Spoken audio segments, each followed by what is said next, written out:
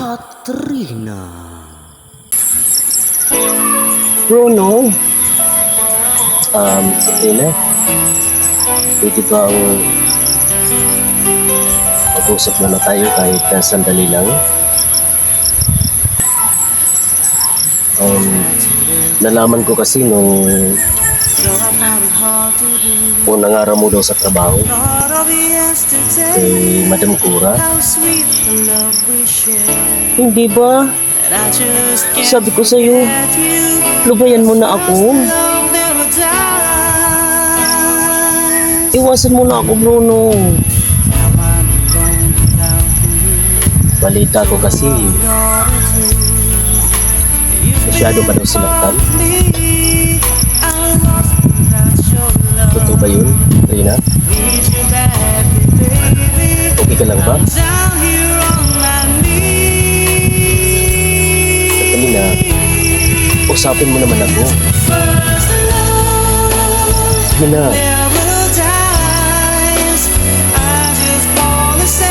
mag-usap muna tayo kahit sandali lang.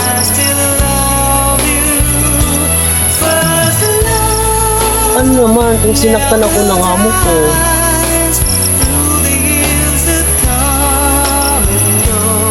Alam ko naman na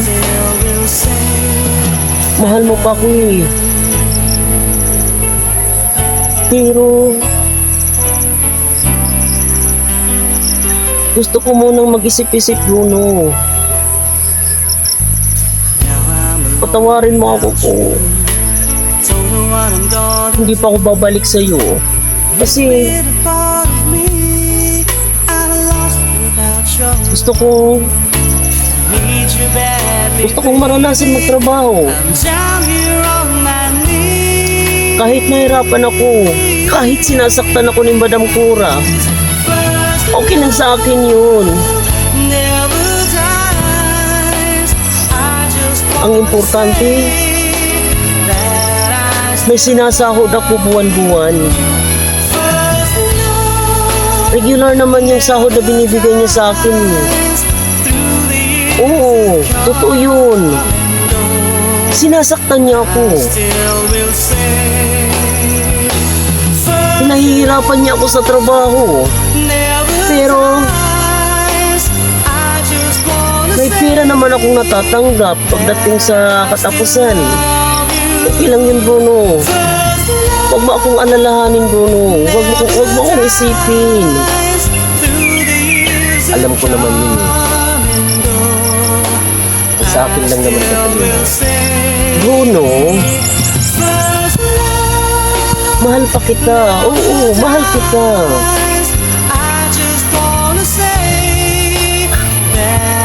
Pero hindi ko alam kung babalik pa ba ako sa'yo o hindi na. Kasi gusto ko mag-isip-isip muna.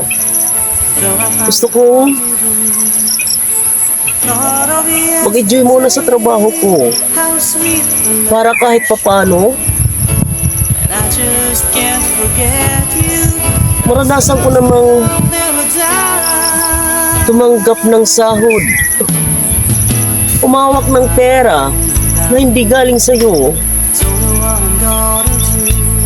Alam mo, Bruno, naintindihan kita. Alam ko naman na mahal mo pa ako eh. Alam ko naman na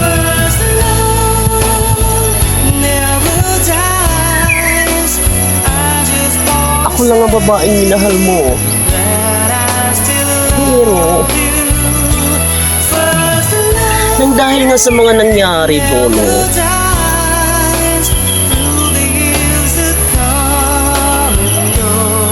kaya gusto ko lumayo-layo muna sa'yo.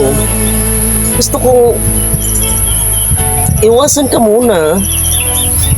Kung sa ganun naman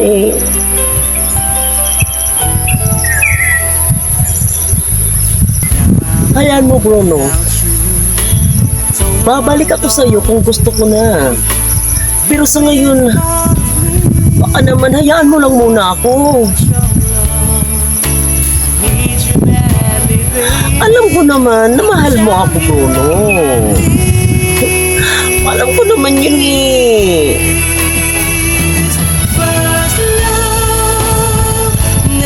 Pero kung pwede lang sana,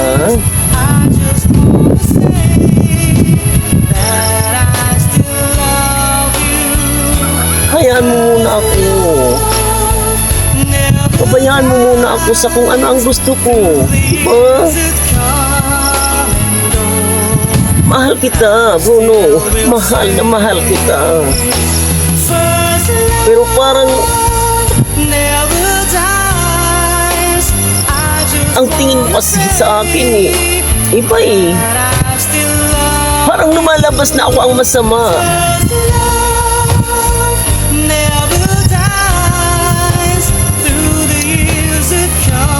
Huwag kang mag-alala, Bruno. Babalik ako sa iyo. Babalikan kita. Pero hindi pa sa ngayon. Balang araw. So, sige. Bigyan kita ng pabor.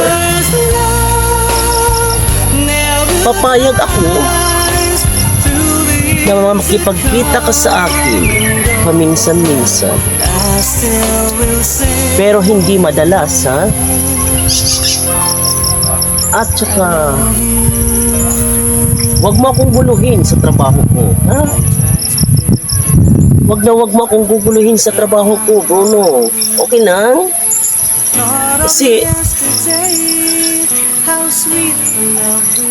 para bang gustong-gusto ko talaga magtrabaho. Para bang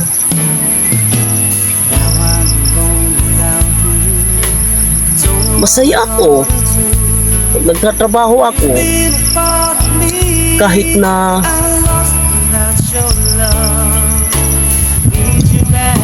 madalas akong saktan ni Madam Cora. Okay lang sa akin yun. Kasi ang sa akin naman eh, makalayo-layo muna sa'yo. Gusto kong umiwas muna sa'yo, Bruno.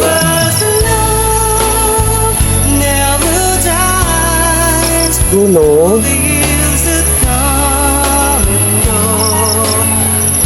Pero, sige na. Umalis ka na. Iwan mo muna ako.